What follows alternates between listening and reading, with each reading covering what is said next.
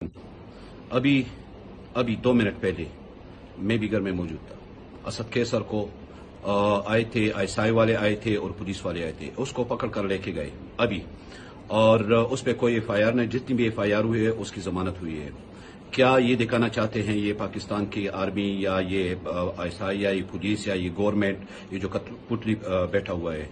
Any how इसके समरात मिलेंगे। जितना नफरत आप फैला सकते हो फैला गए हो।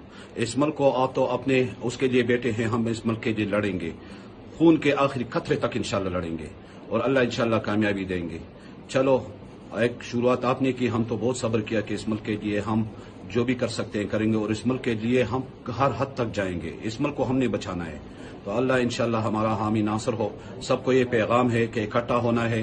ये जो इन्होंने शुरू किया है ये गलत कर रहे हैं, जिसकी जमानतें भी हुई है उसको भी पकड़ रहे हैं। मतलब कोई कानून वगैरह कोई नहीं है, एवरीथिंग इज डिस्ट्रॉयड। जिसकी ताकत है वही अपने बलबूते पे चलते हैं। Thank you. ये पैगाम है और सब ने जमा होना है। ठीक है, ओके, अल्लाह हाफिज।